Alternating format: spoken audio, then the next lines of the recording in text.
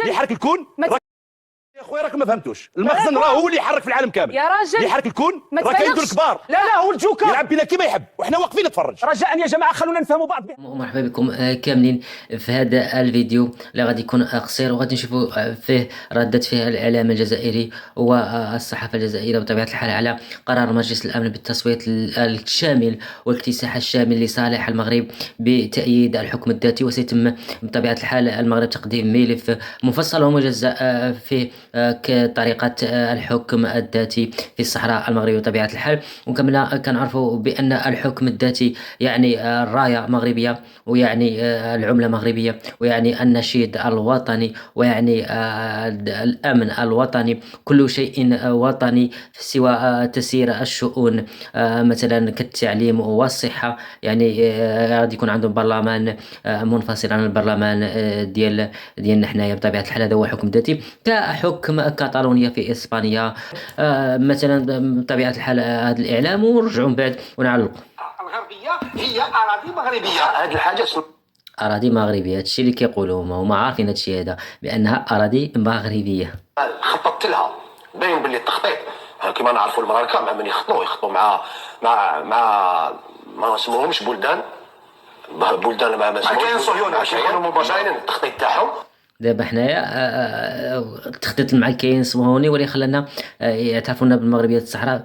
شوف لا تفكير عند هاد الناس الصحابي بطبيعه الحال، من ان ما كنعرفوا بان الصحراء مغربيه وبزاف ديال الاراضي اللي هما مغربيه بلا ما ندخلوا في تفاصيل. وما كيقول لك حنا طبعنا مع الكيان الصهيوني باش يعترفوا. ما يحتاجش يعترف الكيان الصهيوني لان راها باينه مغربيه بطبيعه الحال بدون اعتراف.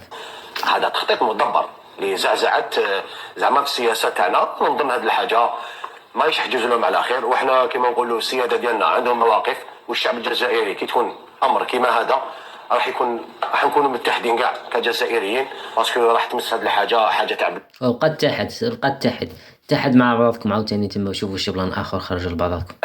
انا كيشي وريت البيانات. انت في ميزك وشنو المغاركه في ميزهم واش باينه بلي حنا نوقفوا مع بلادنا. وحنا كي تولي حاجه زعما امر بلاد ما نبانوش بلي حنا لي زالجيريان مراد ما كاش. حنا ما عندناش مشاريع كي تكون حاجه هما راهم يقولوا. يعجبك الخو سهير اجابات بوليزاريو في الموقع ديالها الرسمي، قالت لك سيدي هي لا تقبل هذا الحكم وغادي تقوم بجميع المحاولات من اجل يعني ما يصدقش هذا الحكم بالطريقه ديالنا او المغربيه ديالنا الدارجه. فيها والو نو راكنا فيها والو. جيت تدخل انت راك 31 من اكتوبر وهناك ما بعده. يقول جلالة الملك في إشارة إلى هذا اليوم التاريخي. اليوم التاريخي هذا شهر اكتوبر خصو شهر عطله. كما كيقولوا المغاربه كامل شهر عطله ما فيه لا خدمه لا والو غير الجلاس والراحه والفلوس داخله بطبيعه الحال. هذا شهر اكتوبر شهر خير على المغاربه بطبيعه الحال. كان فيه مظاهرات من اجل المطالبه بالصحه والتعليم، كان فيه الصلح مع الامن، الضرب مع الامن المغربي بطبيعه الحال.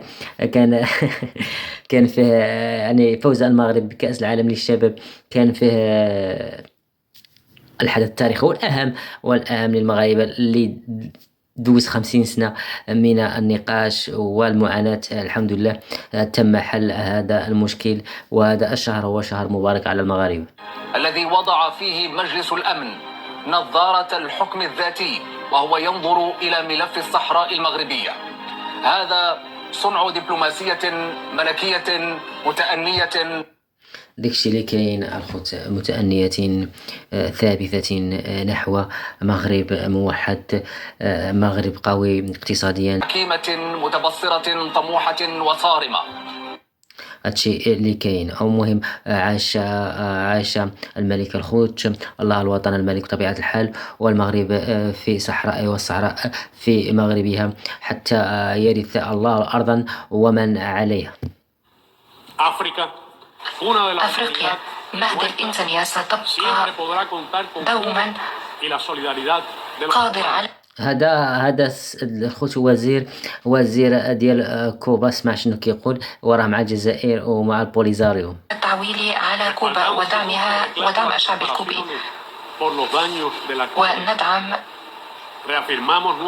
مطالب في جبر الضرر والتعويض عن مساكين أصاحبي، ما رحتوش الخوت. الجزائر عندها الدول اللي تبعها كاملة دول مهلوكة، دول ضعيفة جدا، دول مهلوكة اقتصاديا، اجتماعيا، صحيا، تعليميا. ما سببه الاحتلال، ونؤكد مجددا تضامننا مع الشعب الصحراوي وحقه في تقرير المصير. وقد ضامنت أنت مع الشعب الكوبي، تضامنت ما تبعث الله الأرض وما عليه.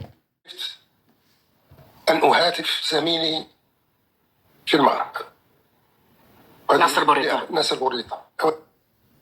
هذا راه وزير الخارجية بطبيعة الحال ديال الجزائر. فإلى يومنا هذا لم يتم الرد على مكالماتي. وبطبيعة الحال راه ما يردش على المكالمة ديالك حتى يعني الشنقريحة ديالكم يعمل عقله ويرجع للطريق ويهديه. يا خويا راك ما فهمتوش، المخزن راه هو اللي يحرك في العالم كامل يا راجل. وامي يا الدراري، وامي نكون راه كاين دول كبار. لا هو الجوكر يلعب بينا كيما يحب وحنا واقفين نتفرج. رجاء احنا اللي حرفنا العالم كامل، احنا اللي رونا العالم كامل. واسمع يا صاحبي، قال لك المخزن هو اللي يروي العالم تام.